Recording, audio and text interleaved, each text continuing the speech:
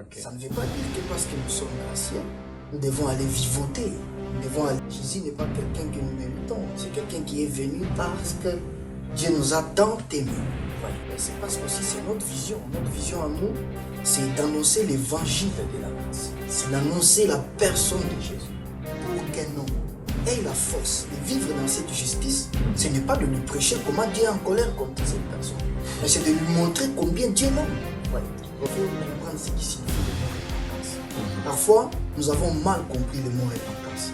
Donc, pour qu'il y ait cette surabondance de la grâce, nous devons beaucoup parler de la grâce. Nous devons beaucoup parler de l'amour de Dieu afin qu'il y ait, puisque nous prêchons à l'église le commandement de Dieu, nous sommes en train de tuer les gens. Ils ne seront jamais sauvés. Ouais. J'ai vu aussi que beaucoup d'églises dans lesquelles on parlait trop de péchés, c'est là où on trouvait beaucoup de pécheurs. Effectivement, parce qu'ils deviennent juste des hypocrites. Ouais. Quand quelqu'un vient de donner sa vie à Christ, c'est là maintenant qu'on est en train de l'annoncer, la grâce de Dieu. Tu vois, même avant que la personne ne donne sa vie à Christ, on l'annonce la grâce. Et quand cette personne entre dans la vie chrétienne, là on lui demande de commencer maintenant à faire quoi? À combattre. Ouais. Et ça c'est un grand problème.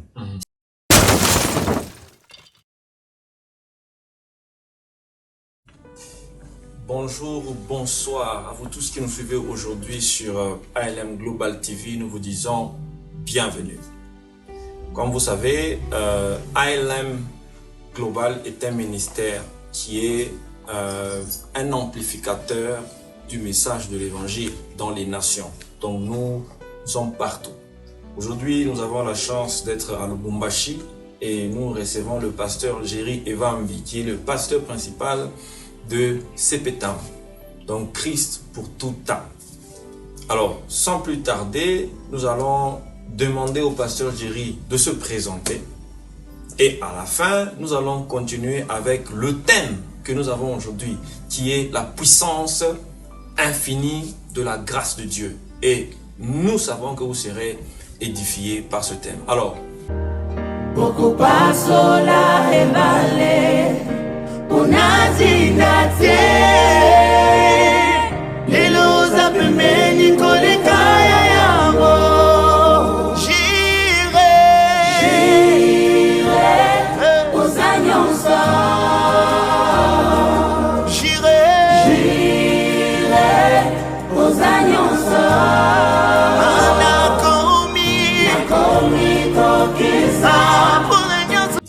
par ce thème. Alors, pasteur Jerry, merci d'avoir accepté notre invitation et merci d'être venu sur ce plateau de ALM.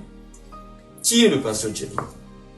Je commence d'abord par vous dire merci et saluer aussi nos téléspectateurs qui sont en train de nous suivre. Je suis le pasteur Jerry Evambi. Je suis pasteur visionnaire de l'église Christ pour tout âme, CPTAM, et aussi l'initiateur ou le promoteur de l'école biblique Lambano La Grâce. Lambano La Grâce. Et vous êtes situé où exactement? Oui, nous sommes ici à Lubumbashi, précisément dans la République démocratique du Congo. Et c'est là que nous sommes. C'est ici que nous avons commencé et c'est là que nous évoluons jusqu'à présent. Merci. Alors, Lambano La Grâce, qui est l'école biblique, ce qui nous intéresse, c'est la partie là, la grâce. Parce qu'aujourd'hui, le thème de base, c'est sur la puissance infinie de la grâce de Dieu. Pasteur Jerry, on dit que vous aimez tellement le thème de la grâce. Est-ce que cela est vrai? Est-ce que dans toute la Bible, pourquoi vous attelez tellement à la grâce? Vous savez, la grâce, c'est ça même l'évangile du Seigneur. Jésus est venu dans le monde, c'est pour le salut du monde, c'est pour communiquer la vie au monde. Alors, si nous devons parler bien sûr de l'évangile, ça devrait être l'évangile de la grâce. Parce que la grâce, c'est l'évangile de Dieu. Voilà un peu. Donc, si nous sommes beaucoup plus focalisés sur la grâce de Dieu, c'est parce que c'est l'évangile de Dieu. C'est ce qui sauve. C'est cet évangile qui amène au salut. C'est par cet évangile que quelqu'un reçoit l'identité d'être enfant de Dieu. Et voilà pourquoi nous sommes beaucoup plus focalisés sur cela. Et c'est parce qu'aussi c'est notre vision. Notre vision à nous, c'est d'annoncer l'évangile de la grâce. C'est d'annoncer la personne de Jésus. Parce que j'espère qu'en allant, en évoluant, nous allons beaucoup plus nous atteler sur l'évangile en question. Et donc, nous devons parler de la grâce parce que c'est l'évangile du Seigneur. Ok. Merci, pasteur, pour cette introduction déjà dans le thème de la grâce. Avant d'aller plus loin, qu'est-ce que la grâce selon la Bible? Parce qu'il y a tellement de définitions. Il y a des gens qui définissent la grâce selon leur compréhension. Mais que dit la Bible par rapport à la grâce, avant qu'on aille loin? Merci beaucoup pour cette question. La grâce de Dieu, c'est une personne. La grâce de Dieu, c'est une personne. Est-ce que c'est ce que la Bible dit ou c'est ce que vous dites? Effectivement. La Bible dit dans le livre de Jean chapitre 1, le verset 17, oui. Il dit que la loi a été donnée par Moïse, la grâce et la vérité sont venues par Jésus-Christ. Okay. La grâce, c'est une personne. Et quand vous lisez cette portion des Écritures, la Bible nous montre que la grâce a été personnifiée. Vous savez donc c'est là où la Bible dit que la parole s'est faite chair. Effectivement, c'est cette parole qui s'est faite chair, c'est cette même parole qui est venue sous forme de la grâce et de la vérité. Vous savez, quand quelqu'un parle, ou si nous devons parler de la vérité, ça devait être la personne de Jésus. Et donc c'est ça même la grâce de Dieu. Et vous savez, comme je vous disais, que la grâce est une personne. Oui. La loi a été donnée par Moïse, la grâce et la vérité sont venues par Jésus. Donc il n'y aurait pas de grâce sans l'arrivée de Jésus. Oui. Et donc c'est Jésus qui est venu comme la grâce de Dieu personnifiée. Oui. En quelque sorte, si je peux définir la grâce, c'est la personne de Jésus.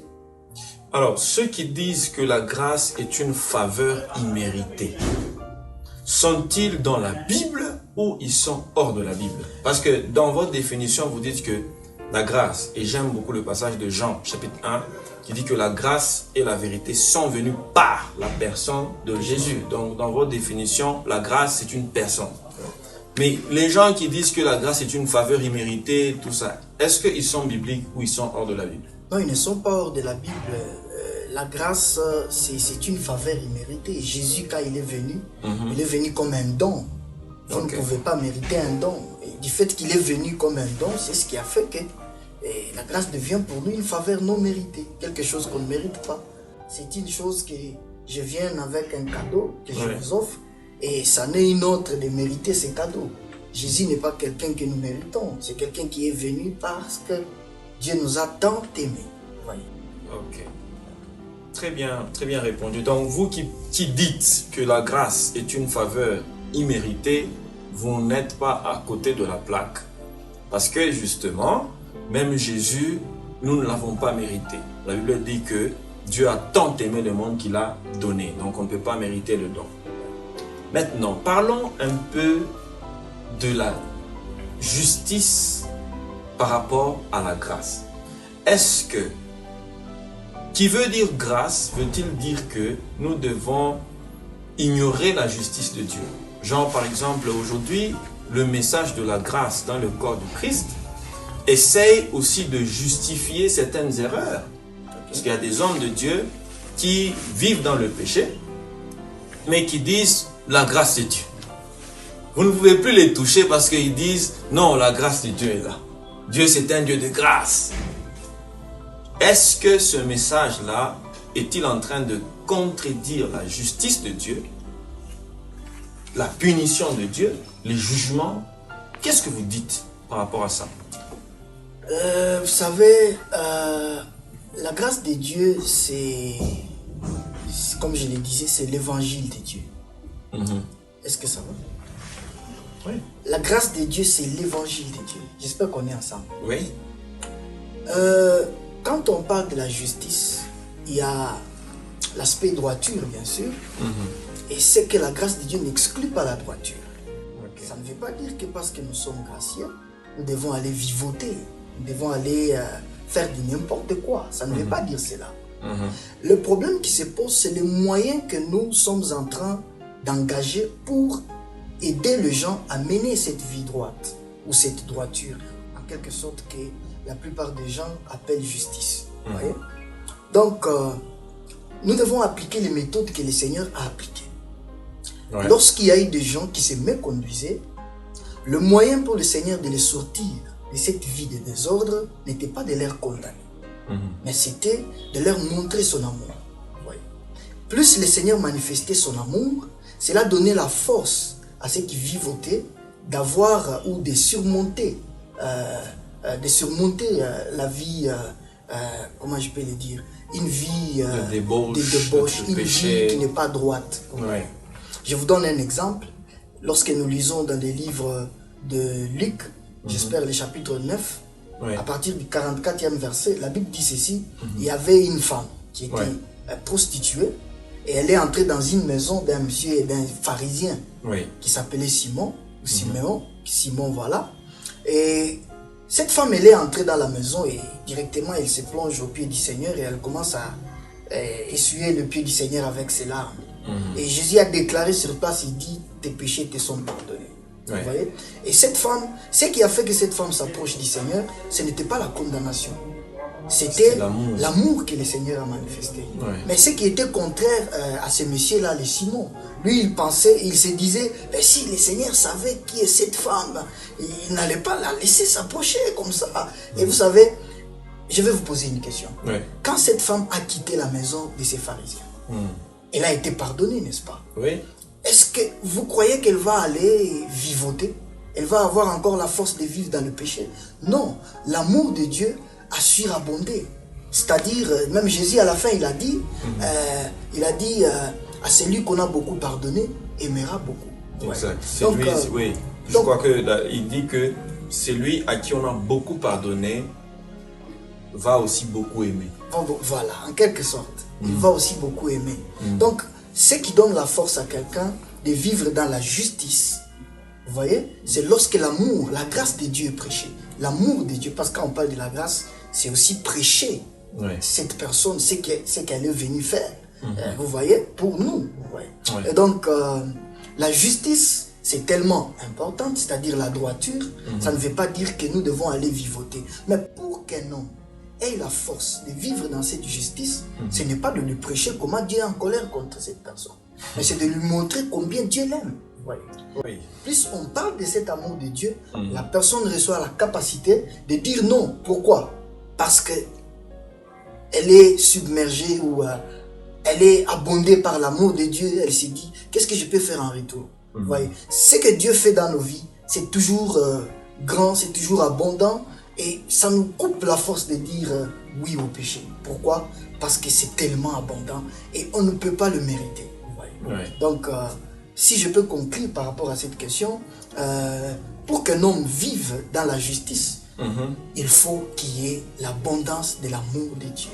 Il faut qu'il y ait l'annonce de l'amour manifesté par Jésus, l'amour de Dieu manifesté par Jésus-Christ. Merci, pasteur. Merci, pasteur, pour cette clarification. Que dites-vous maintenant du message qu'on appelle le message de la condamnation? En fait, il n'est pas directement appelé message de condamnation, mais dans la manière de faire les choses, les pasteurs ou des prédicateurs qui se tiennent dans les coins des rues pour dire « Répentez-vous, répentez-vous, arrêtez le péché, arrêtez ceci ». Est-ce que vous trouvez que cette approche est une approche qui met beaucoup plus en avance la colère de Dieu que l'amour de Dieu?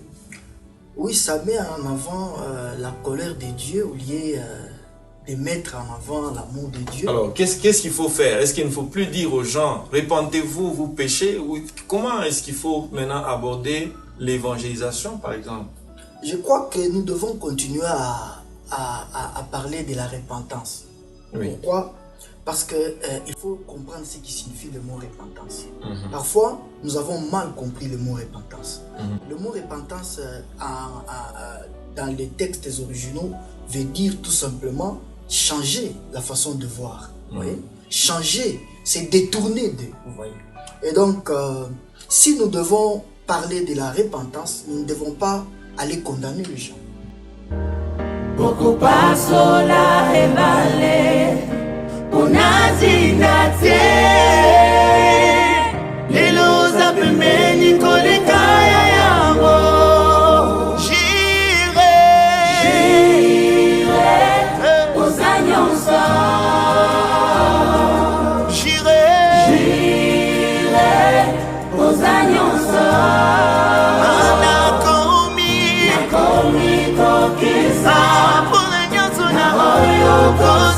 Ce qui nous justifie, qui nous sanctifie, etc., c'est l'évangile de Christ, c'est la grâce du Seigneur. Et donc, prêcher la condamnation, nous allons remplir de gens qui sont tout simplement des hypocrites, mais au fond d'eux, ils sont injustes, ils sont impurs, ils sont méchants, ils font des mauvaises choses. Ils font de mauvaises choses, c'est juste que nous ne voyons pas. Donc, ce qu'il faut beaucoup prêcher, c'est la grâce de Dieu. Quand la grâce de Dieu abonde, ça submerge le péché, comme l'apôtre Paul l'a dit dans le livre des Romains chapitre 5, verset 20, là où le péché a abondé, la grâce a surabondé. Il faut qu'il y ait la surabondance de la grâce pour que le péché soit submergé. Donc, pour qu'il y ait cette surabondance de la grâce, nous devons beaucoup parler de la grâce. Nous devons beaucoup parler de l'amour de Dieu afin qu'il y ait submersion, voilà, excusez-moi, submersion du péché. Ouais, exactement. Ça, c'est très bien. J'aime beaucoup l'expression. En fait, nous devons beaucoup parler de la grâce de Dieu afin que la réalité du péché soit submergée. Et moi, je pense que j'ai même vu, pasteur, si vous permettez, dans mon expérience et même dans le passé, j'ai vu aussi que beaucoup d'églises dans lesquelles on parlait trop de péché, c'est là où on trouvait beaucoup de pécheurs. Effectivement, parce qu'ils deviennent juste des hypocrites. Oui. Ils se battent, ils se battent. Je vais vous donner quelque chose qui va beaucoup vous plaire vraiment. Oui. Lorsque nous sommes dans le livre de Jacques, chapitre 2, le verset 10, l'apôtre dit, si j'obéis l'exigence de la loi, c'est-à-dire l'exigence des 10 commandements. Donc, nos chers téléspectateurs, à chaque fois que nous serons en train de parler dans cette émission de la loi, nous sommes en train de faire référence aux 10 commandements. Jacques dit, si j'obéis à 9 lois, mais je tombe, c'est-à-dire je suis faillible ou je n'ai pas obéi une seule loi, je suis coupable de tous les 9 ou de tous les commandements de Dieu. Donc c'est dur, il n'y a personne dans ce monde qui peut être en mesure d'obéir les 10 commandements tous les jours. Il n'y a que la personne de Jésus qui était capable de faire cela. Et il l'a accompli. Jésus n'avait pas besoin d'accomplir la loi. Et il l'a accompli pour nous. Parce que c'est nous qui avions besoin de l'accomplissement de cette loi. Donc, comme vous venez de le dire, si nous prêchons la loi, nous serons des hypocrites. J'aime ce que l'apôtre Paul a dit dans le livre de 2 Corinthiens chapitre 3, à partir du verset 7, il dit, si le ministère de la mort, gravé avec des lettres sur de pierres, était glorieux, à plus forte raison le ministère de l'esprit. Vous voyez? Donc, la loi, c'est le ministère de la mort. Plus nous prêchons à l'église les commandements de Dieu, nous sommes en train de tuer les gens. Ils ne seront jamais sauvés. Vous voyez? Il n'y aura pas de salut. Et j'aime d'ailleurs ce que l'apôtre Paul dit dans le livre d'Éphésiens, le chapitre 2, le verset 8, il dit, nous sommes sauvés par la grâce au moyen de la foi. Il n'y a pas autre. Par la grâce au moyen de la foi. Oui, merci pasteur pour ça. On va retourner un peu sur la grâce. On va retourner un peu sur le message de la grâce, mais on va prendre une transition. Une transition. Poco paso la evale, unazinate, lelo zapemeni kolekaya yango, jire, uzanyonsa, jire, uzanyonsa.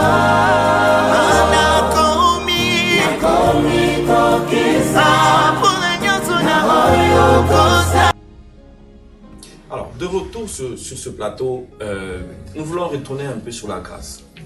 Mais cette fois-ci, on va aborder 2 facettes. La première facette, c'est comment vivre dans la grâce. Et l'autre facette, c'est les controverses autour du message de la grâce. Parlons d'abord des controverses. Aujourd'hui, dans le corps du Christ, et la raison pour laquelle nous faisons cette émission, c'est parce que il y a tellement de controverses sur le message de la grâce. Il y a des gens qui pensent que quand on prêche sur la grâce de Dieu, on veut couvrir le péché. Et il y a d'autres qui ne veulent plus parler de la grâce pour ne pas être étiquetés. Ils préfèrent les messages de puissance, les messages de la justice, il faut marcher dans la sanctification, on parlait de ça tous les jours. Et d'autres, carrément, ils disent que ceux qui parlent de la grâce, ils sont superficiels, donc ils sont pas profonds. Ils préfèrent rester sur les périmètres. Alors, par rapport aux controverses sur le message de la grâce, qu'est-ce que vous pouvez dire? Vous savez, c'est le diable qui est derrière ça. L'apôtre Paul a dit dans les livres de Romains, chapitre 5, je crois à partir du verset 16, je peux le lire si vous permettez. Oui, allez-y. Romains chapitre 5, le verset 16, il dit ceci. Non, le verset 17. Si par l'offense d'un seul, la mort a régné par lui seul, à plus forte raison, ceux qui reçoivent l'abondance de la grâce et du don de la justice régneront-ils dans la vie par Jésus-Christ lui seul. Vous savez, Dieu a une méthode par laquelle il fait régner ses enfants, ou il fait triompher ses enfants. Oui. Et ce moyen par lequel il le fait triompher, c'est par l'annonce, la réceptivité de l'évangile de la grâce de Dieu. La réceptivité de l'amour manifesté par Jésus-Christ.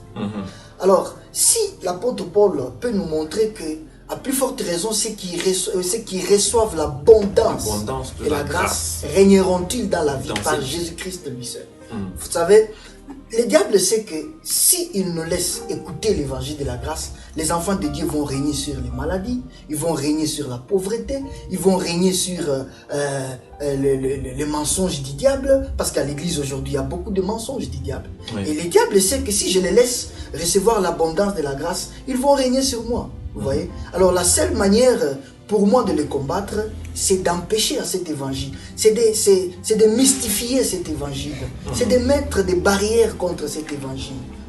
Donc vous allez vous constater même vous-même qu'aujourd'hui c'est rare. L'évangile de la grâce est maintenant ramené aux enseignements d'affermissement à l'église. Quand quelqu'un vient de donner sa vie à Christ, c'est là maintenant qu'on est en train de l'annoncer, la grâce de Dieu. Tu vois, même avant que la personne ne donne sa vie à Christ, on l'annonce la grâce.